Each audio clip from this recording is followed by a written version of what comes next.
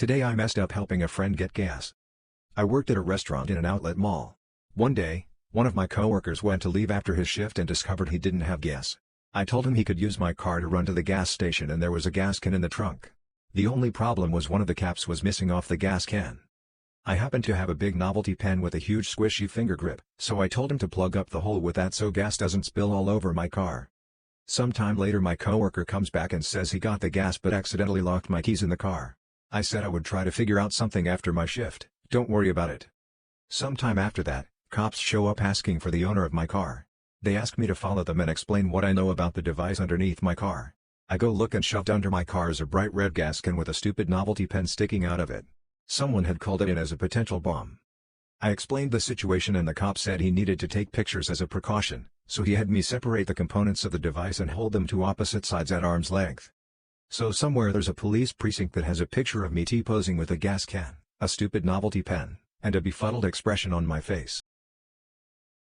Today I messed up for helping a stranger.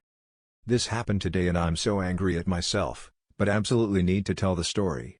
I'm a first-year college student and most of my life I lived in a small city. While there were different kinds of beggars, they would usually sit in one place with a cup for money and barely say anything. I moved to a bigger city to attend university and haven't interacted with any beggars or scammers. Today, as I was leaving a cafe and adjusting my headphones, a woman slightly older, not older than 25 though, than me approached me. I would usually shake my head and walk away, but I couldn't quite hear what she said which made me stay put. She told me that she doesn't want any money, but asked if I could buy her something to eat. I gave her 10 lei, Romanian currency, so this is the equivalent of €2, and told her she can go and buy something for herself. While she accepted the money, she said I have to go with her because her grandma will be mad at her. She told me she has a few siblings when I asked her, and that one of them was sick, which made me feel for her. Initially, I thought she was gonna buy herself something with the money I gave her, but soon realized it wasn't the case when I went to a nearby store with her. I told her I have to go since I had courses, but then she said but you said you'll buy me some food. I was shocked and reluctant, but I figured I'll survive without €10 or so. She assured me she won't choose anything expensive, which wasn't the case at all, and she started walking around the store with a basket. When I was about to pay, she chose the self-scan method, saying it's faster. I realized later she only did it so the cashier wouldn't call her out on it. She then took the receipt and dared to ask me for a few more euros, to which I replied, "Don't you think I helped you enough?" Later, my classmates told me she kept the receipt to return the items and keep the money.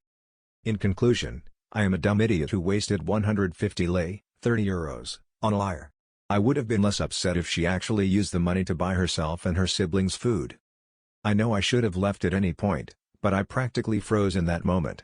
The only good part is that I learned my lesson and my dumb self would never fall for such thing again. Today I messed up by body checking a shoplifter. I don't know why I did it. I don't work there. I just heard the employee yelling in the back of the popular national pharmacy chain, "He's here again, he hears again." I look back to see what all the fuss is about and see a guy in all black hoodie, face covered, carrying a big black plastic garbage bag. As the employee, a very tiny older lady, was still yelling her head off, the guy sprinted toward the front door, and where I was standing with my items. It was like those crazy videos you see of people smash and grabbing in stores, but in this case it was just one guy. I'm appalled by people who act like that. Makes me dismayed for the state of the world. And I had that kind of day, you know, one of those I wish I ever would kind of days. I got bad service in the previous 2 places I was in, one of which was a bank, and wanted to take it out on someone. So I just kinda got in the guy's way kinda sorta on purpose and rammed my shoulder into him as he was passing. He fell into the racks between the 2 doors and down onto the floor, got back up and pushed past me so I grabbed the back of his jacket. Sadly I couldn't get a good grip and he ran out the door, and apparently down the block and boarded a bus. The employees and other shoppers were very nice and repeatedly asked me if I was okay in the store. I totally was. I didn't even fall down or drop my items or anything. But now my back and shoulder are pretty sore and I'm dreading what I'm going to feel like tomorrow. Feels like when you slip and fall on the ice, like your whole body got a huge jolt, which I guess technically it did but it was totally my fault. I don't know what I was thinking other than not today MFR. Not on my watch. Today I messed up by telling my roommate to stop having sex while I was in the room. A little backstory is required to better understand my roommate. For the entire first semester of this year, freshman, my roommate has had a body odor problem, has been making free use of my trash bags, silverware, soap, lint roller, etc. Things that I had to replace multiple times. I had talked to him plenty of times and even gotten my RA involved to meditate to no avail. So tensions were already existing. Now on to the story. Earlier today my roommate left our shared dorm room, 1 room 2 beds, to go to a party. In the several hours he was gone I had invited my girlfriend over to eat and watch TV. After a while of us being there my roommate arrives with a girl. They settle onto his bed with the blankets over them and minutes later they're making noises and he's doing the deed with us in the room.